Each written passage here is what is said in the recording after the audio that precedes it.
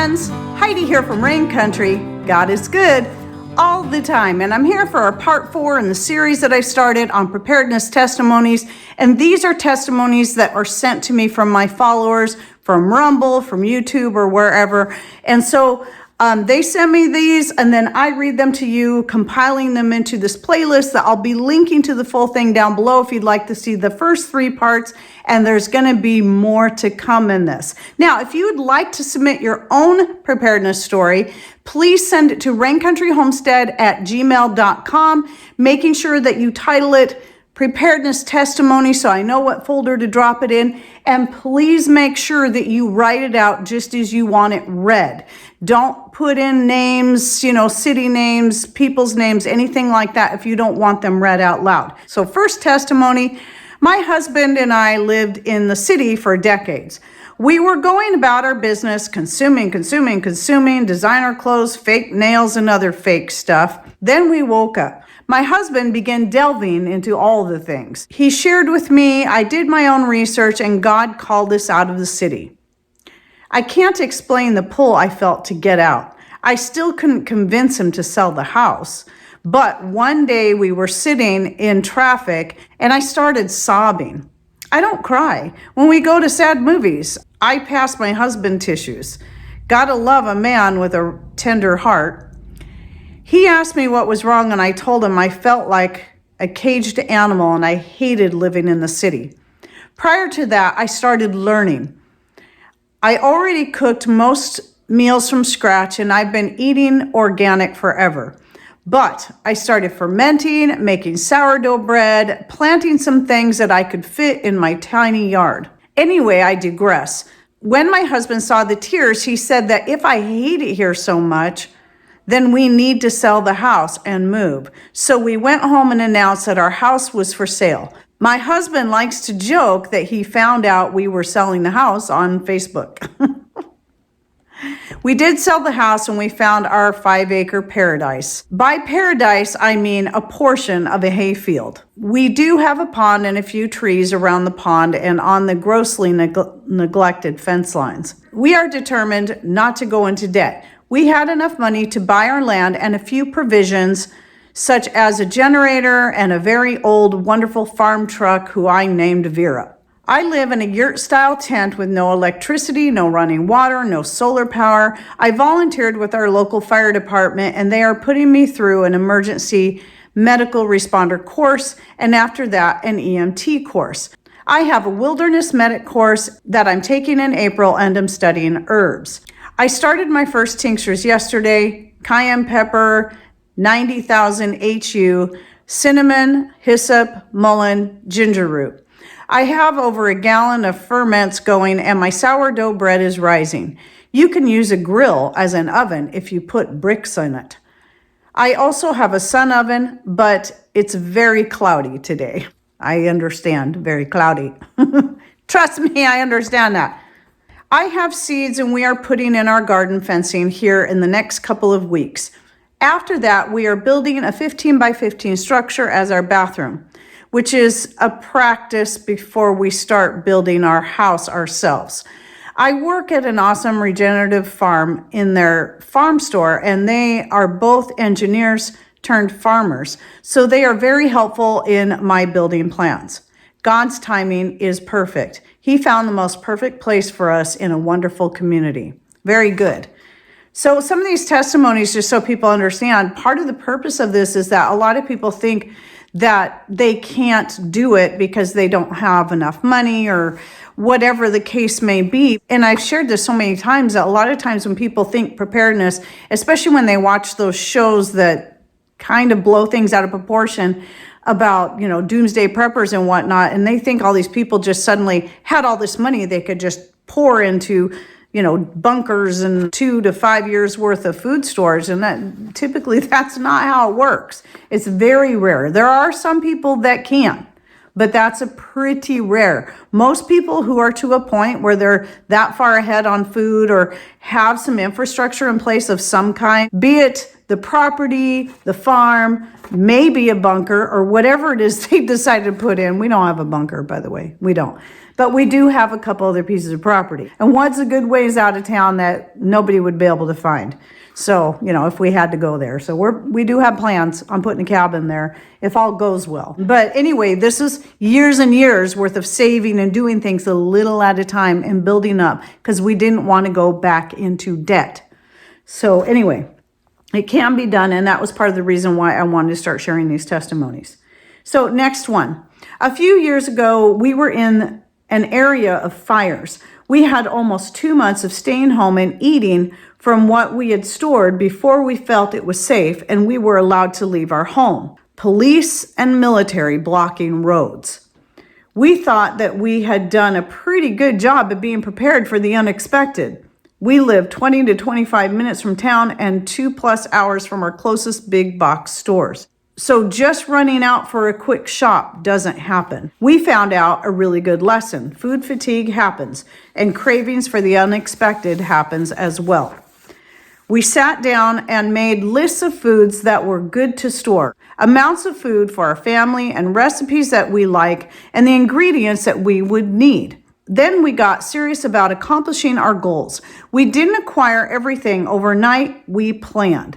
We saved for the big things and we shopped sales. We added to our list treats and specifically foods that would be something special. We added foods that would make it easy to change up recipes. We felt much better prepared when a couple of years later we were back on evacuation alerts due to more forest fires. Now, I tell you, even though we live in rain country and something like that is a very rare occurrence, it still can happen if we have a very dry season.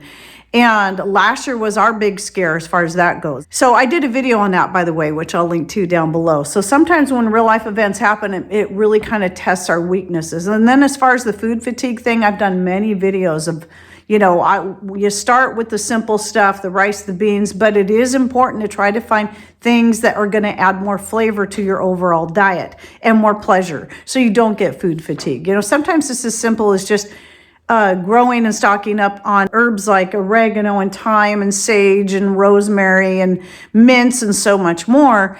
But also, through the years, once I got all my basics established and then keep those stocked, I started adding other things, like finding some good organic chocolate chips that didn't have soy in them and stocking up on those and vacuum sealing them in jars. And yes, they will last for years like that. And then buying cocoa butter and cocoa powder for making my own chocolate. I'll either link to a specific video or just a playlist that might help give you some ideas. But the things that you're going to put up like that are going to have to be tailored to you and your family, your tastes, and your dietary needs. Just because I share what we like to stock up on doesn't mean they're going to be the right things for you, but it might give you some ideas of directions you want to go. Okay, last one. I never really considered myself a devoted prepper, but here we are nearly 20 years after starting, and I still feel like we could do so much more to be prepared. And that's the truth. No matter where you're at, there's always something better you can do. No one's officially arrived because you never know just like me talking earlier about those fires. There's always going to be something that's going to be so unexpected that you never thought could happen. The way we started was to buy long-term food storage and equipment for alternative heating and cooking. We also have long-term water storage since we do not have a natural water source, and we have very little rainfall during the summer. In winter, we normally have tons of snow, but that can vary from year to year. One thing we were able to purchase is a hand pump for our well. Without electricity, we have no water, but at least now we can pump more as we need it. We have added to our food and survival storage to the point our house is bursting at the seams.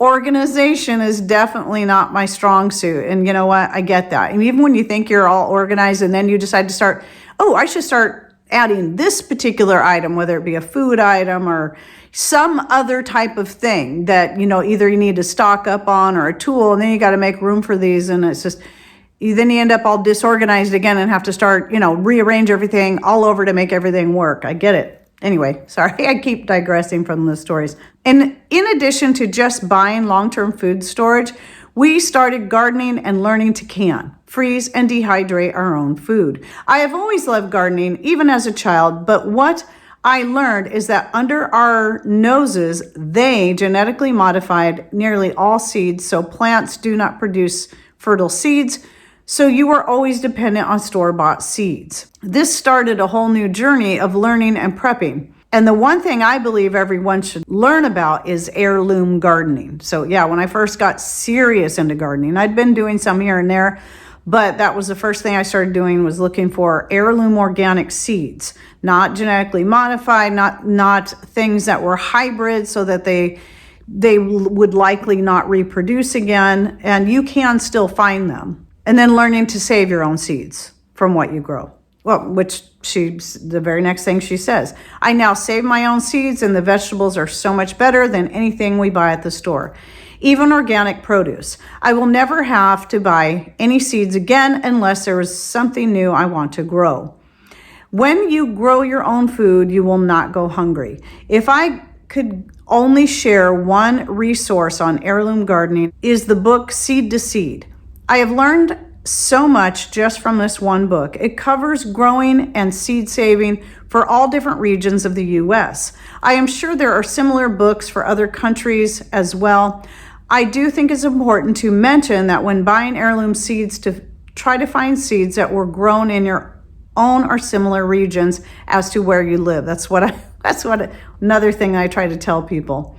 For instance, we live in a high altitude, short season region, so seeds produced in California or Florida just won't grow here. Yep, I totally can relate.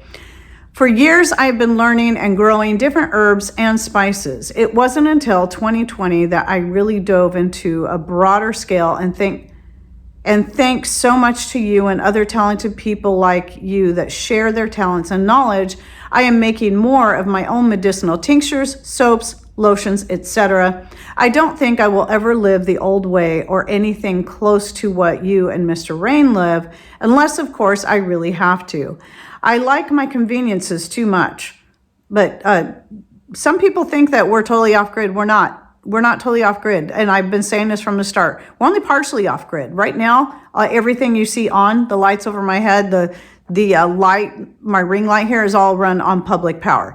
I could run this off solar power, but I wouldn't be able to turn on all these overhead lights on our solar power because they're not connected to that. So we're kind of depending on the time of the year, we can be 50-50, 80-20, one way or the other. It depends on the time of the year. So we're not entirely off grid here, and we're doing most of this on just a shy 1/3 acre lot in a neighborhood, even though we still have 2 other pieces of property. We have a lot we could still do, just so people understand that. Sorry, I keep interrupting the story. Let me finish here.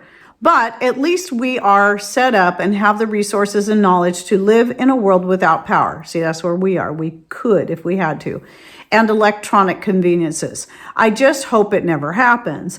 I do hope over the next couple of years to figure out how to get a free energy device so we can still have our conveniences, but also cut away the power grid and stop feeding that pig. That wording. Sorry, that just cracks me up. Housing and property, check. Food, check. Supplies and equipment, check. Herbal medicines, check. For what I need, but still learning and working on this one.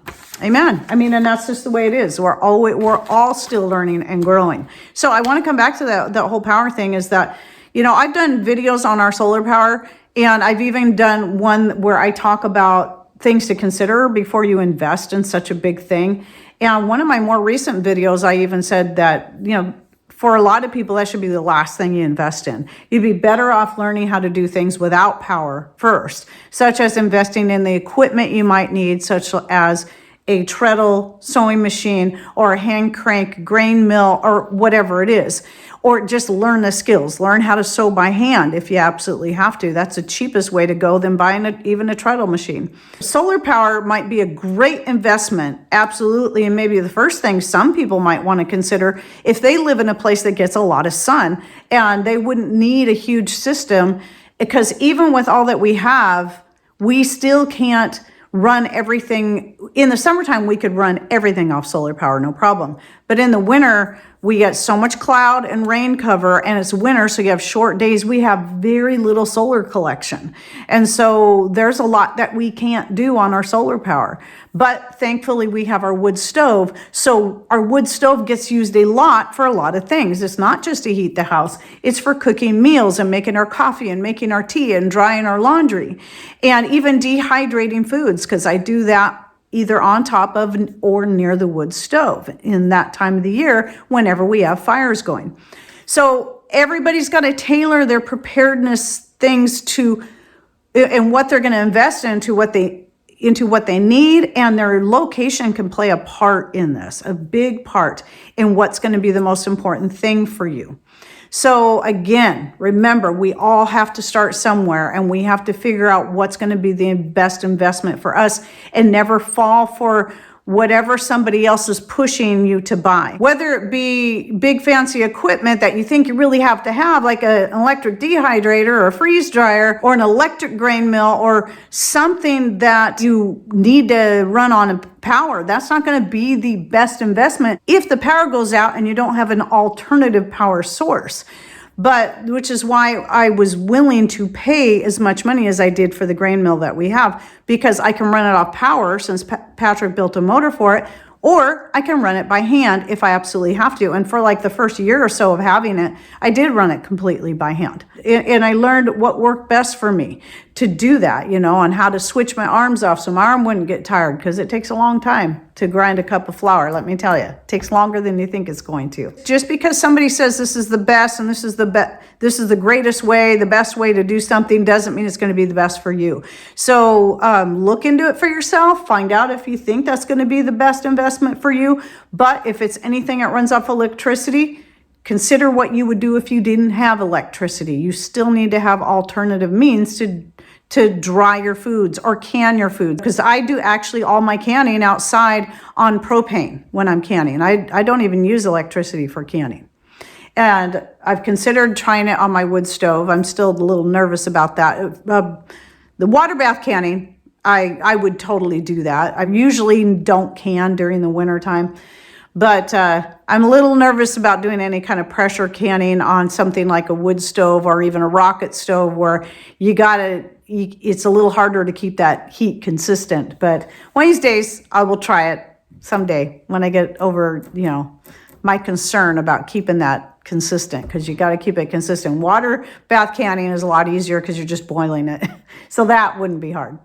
But anyway, yeah, think about all that stuff. You can check out my videos. Don't forget to check out the full playlist I'll be putting down below on these testimonies, and any other links I think might be helpful. I'll put those down there as well. And if you're wanting to participate, remember, raincountryhomestead@gmail.com is where you send that to, preparedness testimonies. And there'll be more of these to come. So thanks for watching. Take care and God bless.